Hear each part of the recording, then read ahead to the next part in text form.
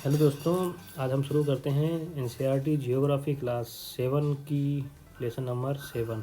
ठीक है, मानवीय पर्यावरण, बस्तियां, परिवहन एवं संचार।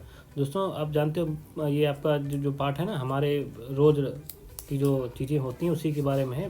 हम बस्तियां कैसे रहते हैं। देखो, बस्तियां क्या होती हैं, वे स्थान होता है। ठीक है, बस्तियां क्या होती हैं, वे स्थान जहाँ पर लोग रहते हैं।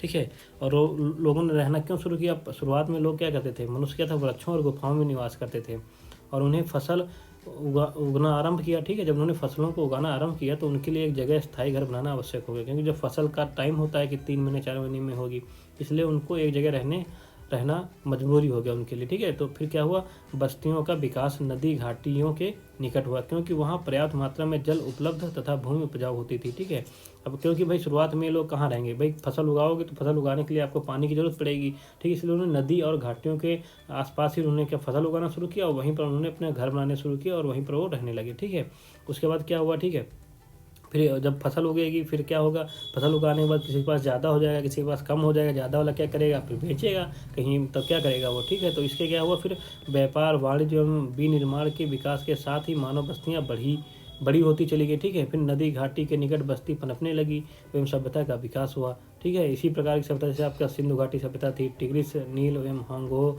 नदियों के किनारे विकसित हुई सभ्यताओं के बारे में हम इतिहास में इनके बारे में पढ़ेंगे। ठीक है, देखिए, फिर बस्तियाँ क्या होती हैं, दो प्रकार की होती हैं, एक अस्थायी बस्तियाँ और एक अस्थायी। स्थायी बस्तियाँ क्या होती हैं, जैसे आप जहाँ पर रह रहे हो, जैसे आपका घर है, एकदम स्थायी बस्तियाँ हैं। क्योंकि ये तो नहीं कि आज का आपका घर यहाँ पर है और कुछ दिन के बाद आप घर उठा के यहाँ पर ले जाओगे, यहाँ रहने लगोगे, ऐसा नहीं होता ना कि आपकी बस्तियाँ जहाँ पर रह रहे हो तो वो अस्थायी है। जो अस्थायी बस्तियाँ क्या होती है, जो लोग जंगलों में रहते हैं, जैसे अभी भी कुछ आदिवासी लोग हैं या कुछ मतलब भटकते हैं, जिससे ठीक है बंजारा टाइप के लोग होते हैं ना, तो वो क्या करते हैं ना, बंजारा भी जगह नहीं रहते हैं, आज यहाँ पर आए हुए हैं, कल कहीं और चले जाएंगे, तो वो अस्थायी। जैसे ये घने जंगलों, गर्म एवं ठंडे रेगिस्तानों तथा पर्वतों के निवासी अक्सर अस्थायी बस्तियों में रहते हैं। वे आखेट, संग्रहण, स्थानांतरी, कृषि एवं ऋतु प्रवास करते रहते हैं। आखेट में तो शिकार करते हैं, भाई जहाँ पर उनका शिकार मिलता है वहाँ पर रहते हैं, शिकार खत्म हो जाता है वो वहाँ से चले जाते हैं। संग्रहण करते हैं मतलब से, ठीक है, मांग खा के कुछ चीज़ों को इकट्ठा करते रहते हैं। स्थानांतरी कृषि करते हैं ना, जिसको स्थानांतरी कृषि मतलब आज वो यहाँ पर हैं तो यहाँ पर क्या करेंगे, वनों को काट लेंगे, किसानी करेंगे और कुछ दिन के बाद ये जब ज़मीन की उपजाऊ खत्म हो जाएगी तो यहाँ छोड़ के कहीं और चले जाएंगे, दोबारा फिर यहीं पर आ जाएंगे 5-6 साल बाद। तो वो लोग ऐसे ही करते हैं, स्थानांतरी कृषि करते हैं। ठीक है, इन बस्तियों को हम क्या कहते हैं, क्या है, ठीक है। कुछ लोग ऋतु प्रवास मतलब ऋतुओं के अनुसार प्रवास करते हैं, जैसे हिमालय रीजन पे जहाँ पर ज़्यादा ठंडक होती है तो ठंडक में लोग वापस आ जाते हैं, नीचे आ जाते हैं मैदानों में। फिर जब गर्मी आती है तो लोग वहाँ पर फिर चले जाते हैं, तो ये ऋतु प्रवास कहते हैं। तो ये सब बस्तियाँ क्या है, अस्थायी बस्तियाँ। यद्यपि अधिकांश लोग अस्थायी बस्तियों में रहते हैं ना, अस्थायी बस्तियों में बहुत कम लोग रहते हैं। ज़्यादातर लोग अस्थायी जो स्थिर होती हैं ना, ठीक है, उन्हीं बस्तियों में ज़्यादातर लोग निवास करते हैं। ठीक है, तो ऋतु प्रवास तो जान गए ना, कैसे कैसे ऋतु प्रवास के बारे में दिया। जैसे लोगों के मौसमी आवागमन को ऋतु प्रवास कहते हैं। जो लोग पशु पालते हैं वे मौसम में परिवर्तन के अनुसार नए चारागाहों की खोज में निकल जाते हैं, इनको ऋतु प्रवास कहते हैं। ठीक है, तो इस पेज में तो कुछ है नहीं, आगे कुछ दिया है। जैसे जहाँ लोग कृषि, मत्स्य पालन, वानिकी, दस्तकारी एवं पशुपालन संबंधी कार्य करते हैं, ग्रामीण बस्ती सघन या प्राकीर्ण हो सकती हैं। ठीक है, जैसे मतलब जहाँ पर लोग काम करते हैं ना, ठीक है, तो कोई ना फैक्ट्री होगी, कोई छोटे मोटे धंधे लगे होंगे तो वहाँ पर लोग ज़्यादा रहते हैं, वहाँ पर थोड़ा भीड़ भाड़ रहता है। ठीक है, बस्तियाँ भी सघन हो जाती हैं ना।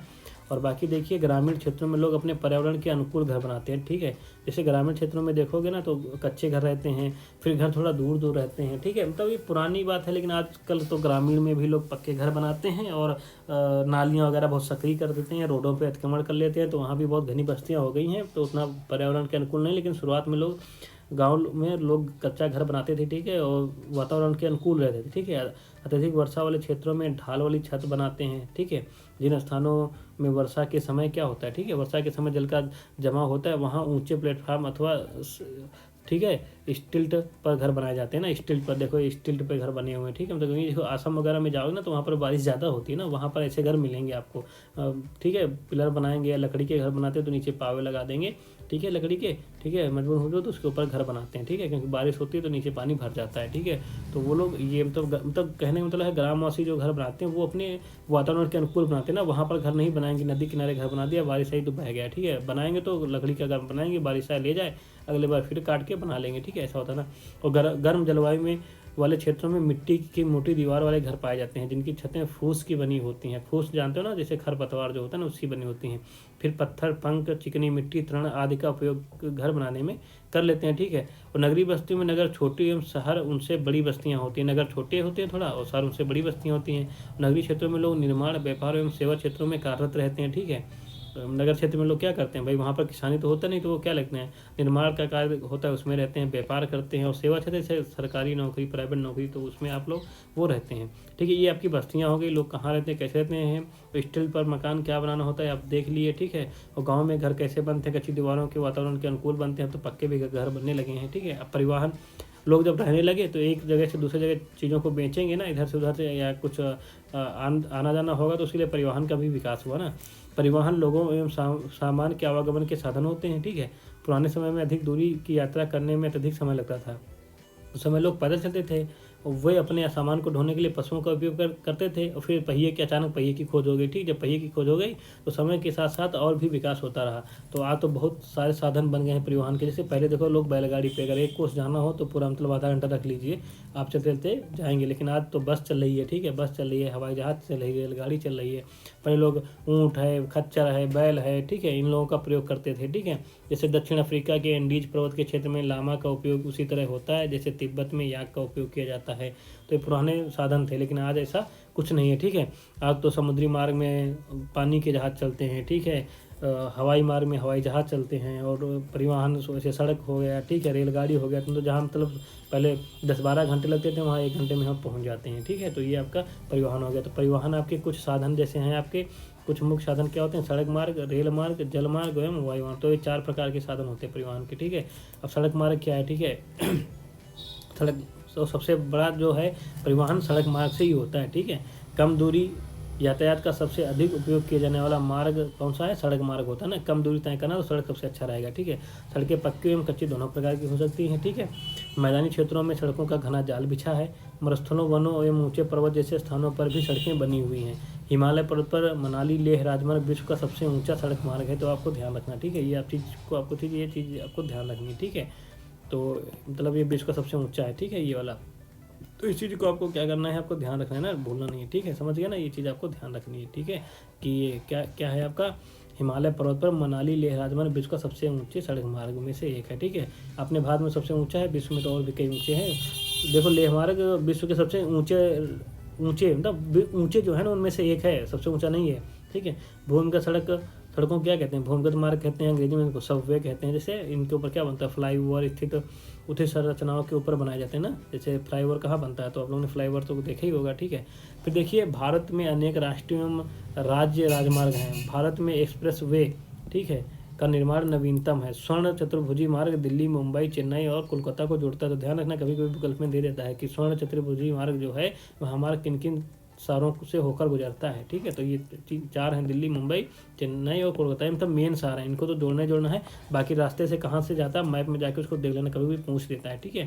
तो देखो, कच्ची सड़क ये है, पक्की सड़क ये है, ठीक है। फिर जानते हो, जायनिंग से लहासा के बीच चलने वाली रेलगाड़ी समुद्र तल से 4000 मीटर ऊंचाई पर स्थित है, जिसका सबसे ऊंचा बिंदु समुद्र तल से 5072 मीटर है। तो यह भी ध्यान रखना, ठीक है।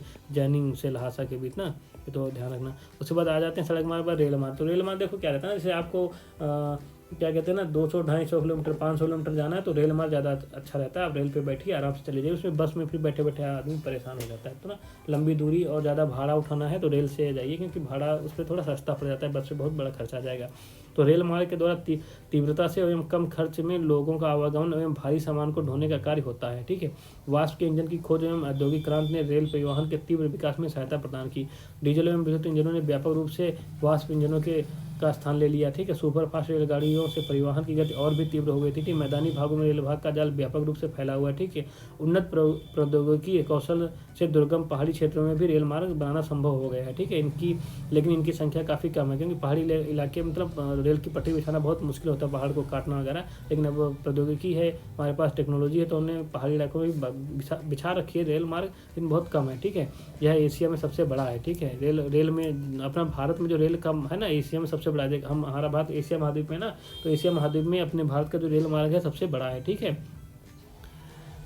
उसके बाद देखिए सबसे बड़ी रेल मार्ग कौन सी है? ट्रांस साइबेरियन रेल मार्ग विश्व में सबसे लंबा रेल मार्ग है, जो पश्चिम रूस में सेंट पीटर्सबर्ग से प्रशांत महासागरीय तट पर स्थित व्लादिवोस्टोक तक जाता है। देखो सेंट पीटर्सबर्ग पश्चिम में ना, यहाँ से जाते जाते जाते जाते ये प्रशांत महासागर के किनारे एकदम व्लादिवोस्टोक है ना, यहाँ तक जाता है। तो आप ध्यान रखना सबसे बड़ा रेल मार्ग है, कहाँ कहाँ से होकर गुजरता है, कभी कभी आपका ये पूछ लेता है इसके बारे में, ठीक है। घुमा फिरा के पूछता है सबसे बड़ा रेल मार्ग क्या है, नहीं पूछेगा। कहाँ से जाता है, किस दिशा से किस दिशा में, कौन सा पश्चिम में कौन सा स्थान है और पूरब में कौन सा स्थान है, ठीक है, ये कहाँ पर, तो ये चीज़ आप ध्यान रखना, ठीक है।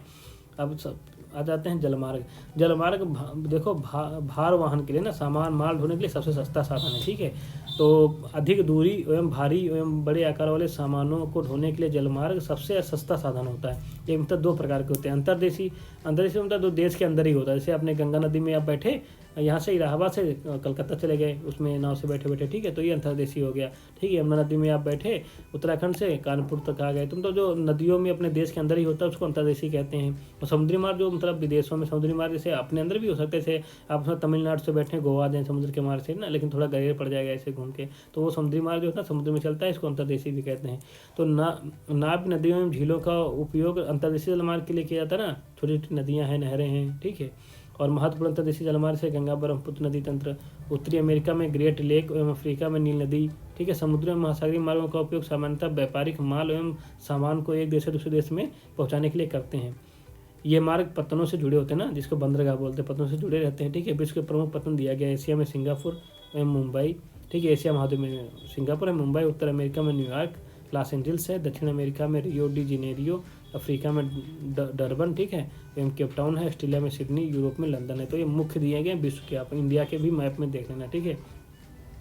और भी देख सकते हो मैप में जाके आप, ठीक है। पत्तन भी आपका मैप दिखाएंगे, उसमें भी आप इसको देख सकते हो, ठीक है।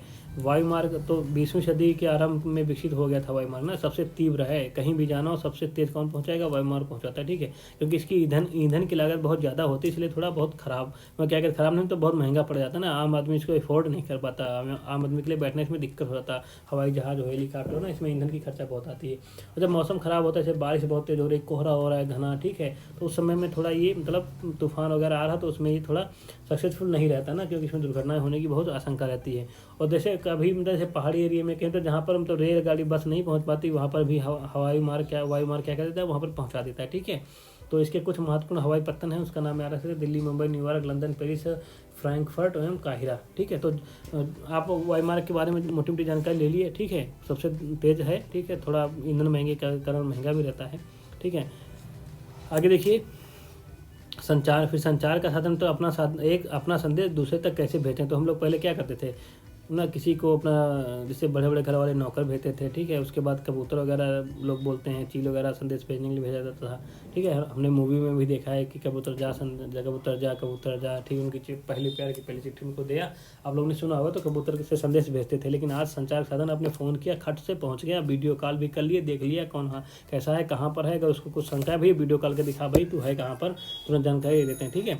संचार दूसरों के पास तक सूचना पहुंचाने की प्रक्रिया है, ठीक है। तकनीकी विकास के साथ मानव ने संचार के नए एवं तीव्र साधनों को विकसित कर लिया है, ठीक है। संचार के क्षेत्र में विकास में से विश्व में सूचना क्रांति, ठीक है। जब सूचना क्रांति, तो सूचना प्रदान करने के लिए शिक्षा तथा मनोरंजन के लिए संचार के विभिन्न साधनों का उपयोग होता है। समाचार पत्रों, रेडियो, टेलीविजन के द्वारा हम बड़ी संख्या में लोगों के साथ संचार कर सकते हैं, इसलिए इनको जनसंपर्क माध्यम कहते हैं। तो ये सब होता कैसे, सेटेलाइट से संचार में तीव्रताई, तेल की खोज, वनों का सर्वेक्षण, भूमिगत जल, खनिज संपदा, मौसम पूर्वानुमान एवं आपदा एवं पूर्व चेतावनी आदि से सेटेलाइट सहायक होते हैं ना, आदि काम में सब में सेटेलाइट सहायक होते हैं ना। तो तेल की खोज करना है तो सेटेलाइट से मतलब देखा करते हैं, फोटो लिया करते हैं, हलचल देखा करते हैं। भाई हिंद महासागर में अब सेटेलाइट हमने तैनात कर दिए हैं ऊपर हिंद महासागर के, तो देखता रहता है कहाँ पर कोई हलचल हुआ, तो सुनामी वगैरह हुआ, ठीक है, समुद्री तूफान आना हुआ, तो पहले ही तट पे आगाह कह देते हैं कि भाई 2 घंटे में तूफान पहुँच रहा है, इस स्पीड से आ रहा है, 2 घंटे में लगेंगे, तो आप लोग ये जगह खाली कर दीजिए। इससे क्या हो ना, बहुत ज़्यादा हम लोग जन और माल की हानि से बच जाते हैं ना। सेटेलाइट ने एक क्रांति कर दी थी, ठीक है। अब हमें इंटरनेट के माध्यम से इलेक्ट्रॉनिक मेल या ईमेल भेज सकते हैं, ठीक है। आज सभी के पास टेलीफोन है, मोबाइल है, आप कोई चीज़ देख सकते हो, गाना सुन सकते हो, वीडियो भेज सकते हो किसी को, ठीक है। व्हाट्सअप जैसे तमाम चीज़ें चलती हैं। तो इसके बारे में आपको लिखना आ जाए तो आप बहुत कुछ लिख सकते हो ना।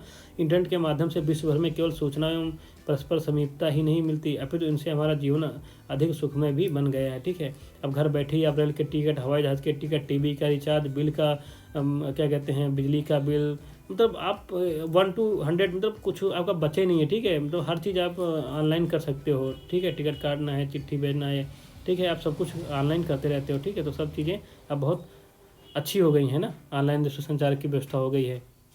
उसके बाद देखिए दोस्तों, ये चीज़ आपको दी गई है, ठीक है। आप यहाँ पे आके क्या कर सकते हो ना, इसको आप देख सकते हैं। देखिए अब ये पेज हो गया सही। आप देखिए इस आप फिगर को देख लेना, ठीक है। आप लोग इस फिगर को देखने के बाद दोस्तों आप देख लीजिए ना, देखिए आपका जो रेड वाला है वायु मार्ग है, ठीक है। कहाँ से जाना है, जैसे आपको इंडिया में यहाँ से, ठीक है, दिल्ली से आपको कहाँ जाना है, और जापान जाना है ओसाका, ठीक है। यहाँ से बैठिए सीधे टोक्यो चले जाइए, ठीक है। यहाँ से बैठिए सीधे सिंगापुर आ जाइए, बैंकॉक होते हुए ढाका होते हुए अब बैंकॉक आके जकार्ता से सीधे सिडनी ऑस्ट्रेलिया भी जा सकते हो। तो वायु मार्ग रेड वाले आप देख लेना एक बार, इसको मैप में देख के ना, एक विश्व का मैप ले आना, ठीक है। आप लोग कई मैप खरीद के रख लीजिए, उसमें ये जो मैप वाला काम होता है ना उसको करते रहिए साथ में, ठीक, जिससे आपका तैयार होता रहेगा, ठीक है। दिल्ली से आपको अदन जाना है, ठीक है, सऊदी अरबिया आप चले आए इधर से। देखो अब क्या होना ना, पाकिस्तान ने हमको जाने से मना कर रखा है इस समय, ठीक है। तो हम लोग इधर घूम के आते हैं, पहले मुंबई से फिर इधर को आते हैं ना, क्योंकि डायरेक्ट पाकिस्तान के ऊपर से पाकिस्तान को आने नहीं देता है। जैसे पहले हमें इधर जाना है मास्को तो सीधे जाते थे, लेकिन अब पाकिस्तान ये अपना मार्ग बंद कर रखा है, तो अब हम इधर से घूम के इधर जाते हैं, थोड़ा घूमना पड़ता है, ठीक है। तेहरान जाना है, ठीक है, तो ये हम घूमते हैं। ताशकंद जाना है तो सीधे पाकिस्तान से नहीं जा सकते, ठीक है। तो ये वायु मार्ग है, मुख्य मुख्य तुम्हारे वायु पतन दिए गए हैं, ठीक है। तो उनको आप भी नोट करना, जैसे सेंटियागो है यहाँ पर, ठीक है। यहाँ पर देखिए लॉस एंजल्स है, सैन फ्रांसिस्को है, ठीक है, उत्तरी अमेरिका में। तो ये आप मुख्य देखें, न्यूयॉर्क यहाँ पर अभी आपने इसका नाम भी पढ़ा था, सिडनी आपने पढ़ा था अभी नाम ऑस्ट्रेलिया का, ठीक है। पर्थ ये समझ देखो बंदरगाह भी है पर्थ, ठीक है। टोक्यो का पढ़ा था, ठीक है, सिंगापुर पढ़ा था। उसके बाद जो आपका डॉट डॉट है ये आपका क्या कहते हैं जल मार्ग है। तो आप देख लेना कहाँ से मुंबई जाना है कैसे क्या। तो ये आप इस पर मैप को जरूर देख लेना एक बार, इस पर नज़र 5-6 मिनट इस पर, मतलब मैप आपको अगर नज़र डालते रहते हो हमेशा तो आपका मैप से ज़्यादा चीज़ें याद होती हैं ना, तो ये आप देख लेना, ठीक है। आपका ये पार्ट खत्म हो गया, बहुत छोटा पार्ट था।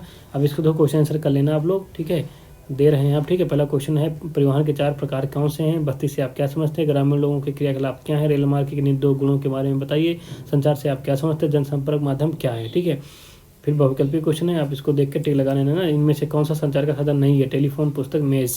इनमें से कौन सा सड़क का भूमिगत निर्माण है, फ्लाईओवर, एक्सप्रेसवे, सबवे। भूमिगत निर्माण कौन सा है, पूछ रहा है। किस द्वीप में पहुंचने के लिए निम्न में से कौन सा यातायात का साधन का उपयोग करेंगे, मतलब किसी द्वीप में पहुंचना है, जहाज, रेलगाड़ी, कार, क्या करोगे, जहाज करोगे। यातायात कौन सा साधन पर्यावरण को प्रदूषित नहीं करता है, बस, हवाई जहाज, साइकिल। क्या नहीं करता है भाई, साइकिल है यार, ठीक है। इनको मिलाना है, देखो इसको मिला लेना आप लोग देख के, ठीक है, कहाँ क्या मिलाना है। आज विश्व सिमटता जा रहा है, आज विश्व सिमटता, इस पर कारण लिखना, क्यों सिमटता जा रहा। आज हमारे पास परिवहन के साधन हो गए, संचार के साधन हो गए, ठीक है।